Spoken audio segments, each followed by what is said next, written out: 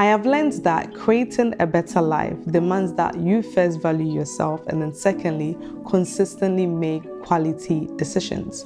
So in view of that, let's discuss 5 mind hacks that I use to make quality decisions and that save more money respectively. Hi guys and welcome back. I hope you guys are doing well. I am Chrissy P, but you can call me Chris. Welcome back to the channel, and for the new guys out here as well, thanks for the subscription and welcome. You definitely enjoy it here. So let's get right into it. Your mindset, I believe, is biblical. A man reaps what he sows. So it goes to show that you become what you think of. If you constantly meditate upon something, you can actualize it, you can bring it into existence, manifest it. And that is why changing your mindset about money can have the power to improve your dealings with money and generally your outlook on life. So let's get right into the 5 points. 1, earning more should not mean spending more. I often at times hear people say, wow, I cannot believe how expensive life has become, even though they are earning more money. Except that that is not the case. It's only that people have fallen into a trap of lifestyle inflation. And now you ask me, what is lifestyle inflation? Lifestyle inflation is a process whereby people spend more as they earn more. It's as though they've acquired an expensive taste bud overnight only because they've got a pay rise and they're trying to find new ways of spending more money. Buying expensive cars that perhaps they do not need, going to fancy restaurants that baffles the mind, buying the most expensive item in the shop only because they have the money or the means. So let's take as an example that you earn £50,000 and you spend £40,000. So that means that you're spending 80% of your salary and saving 20% of your salary. And then you get a pay rise to £60,000 and then you increase your expenditure to £50,000. So that means that you are spending 83% of your salary and only saving 17% of your salary. So your savings rate has gone down. And don't get me wrong, I'm not saying that you do not deserve to spend your hard-earned money because you've worked so hard for it and you deserve it. I'm only saying that lifestyle inflation becomes a problem when you are still stretched thin financially, even though you are earning more money. It means that you are never financially getting ahead. It can be tricky to avoid lifestyle inflation, but you can use these 2 tips to keep you in check. And the first one is to immediately update your savings plan as soon as you get a pay rise. And you can do this by using the approach that I discussed in my previous video, the 50-30 rule, as a basis to build more structure into your spending habit. This approach has helped me to manage my finances well because I'm able to spend money that I have instead of living off borrowed money, and also spend within my means. So it means that I am never stretched thin. So you can also use this approach to see how well you get ahead. The second one is to avoid peer pressure. This is keeping up with the Jones. It's likely that as your salary increases, the salary of your friends could also increase.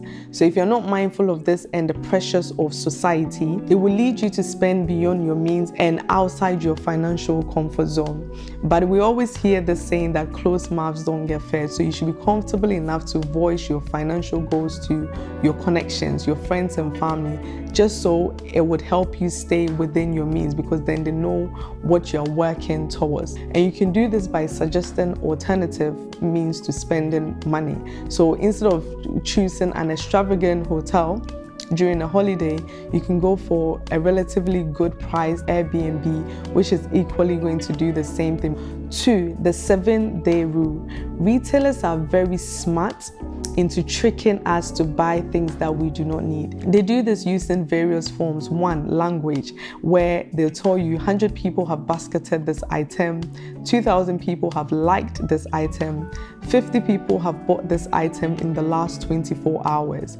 They also do this by product demo, so they allow you to taste whatever they are selling in the shop. They allow you to have a feel of that gadget, that phone, so it boosts your appetite to want that product.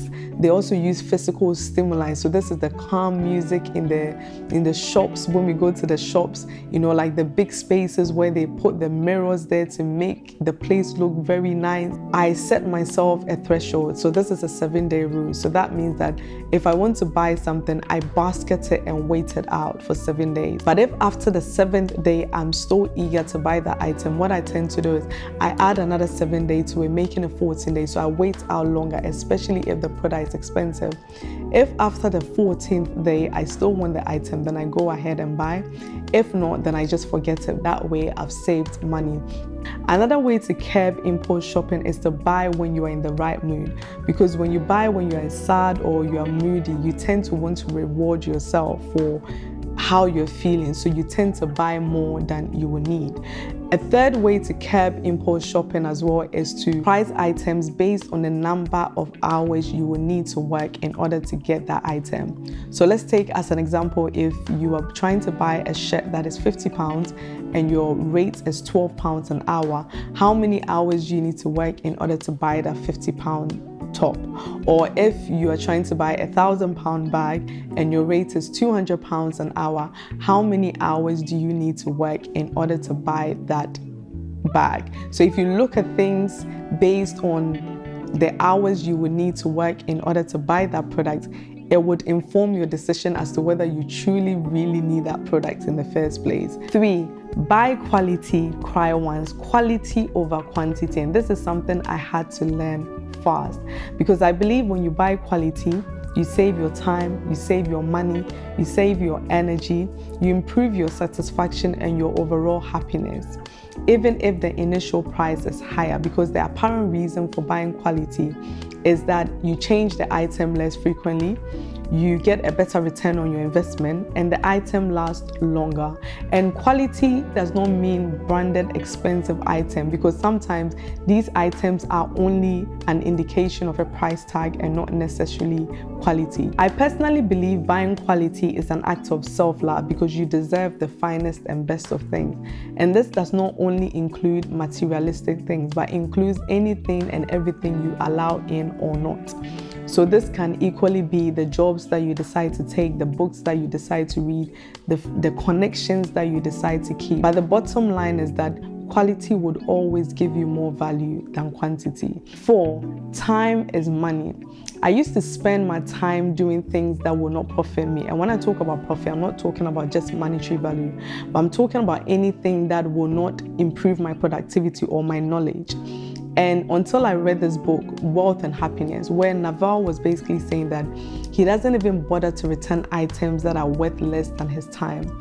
He basically believes that every human being should place a dollar value on their life to help them to make decisions in life. So as an example, if you value your dollar value as maybe £200 an hour, it would help you to make informed choices when it comes to how you manage your time. So you ask yourself, would I want to waste an hour of my time doing this when I could be earning £200 doing this? So you always look at the opportunity cost when it comes to your time. And finally, but not the least, 5, practice generosity. Generosity allows you to be grateful for what you have, the little that you have, whether it be money or even the time that you have. It allows you to be grateful for what you have, after which it allows you to shift the focus from yourself, your time, your money, your wants, your needs. Shift the focus from yourself to others and appreciate others and give unto others. Statistics show that people who give are less stressed and more happier, because the more you give, it releases oxytocin in your body and creates a positive vibe all around. And scriptures also says that it is better to give than to receive. The same scripture says that when you give, it comes back to you pressed down, shaken together, running over. So guys, I'm not trying to say that you should be overly frugal. Neither am I trying to say that you don't deserve to spend your hard-earned money, because you've worked so hard for it, so you deserve to spend that money. I'm only trying to say that, of course, we have time to make more money, but you can never make more money if you're not able to get on top of it and manage it appropriately. you have to get to a point where you control money and money shouldn't control you. You have to get to a point where you are not still financially stressed thin, even though you are earning more money. So try and use these tips to see if it would help you to make quality decisions when it comes to your money mindset, and of course improve how you manage your finances. I hope this was informative. Let's keep in touch on my social media handles. I am Chrissy P. Don't forget to like, don't forget to comment, don't forget to share, and finally but not the least, don't forget to subscribe. Until next time,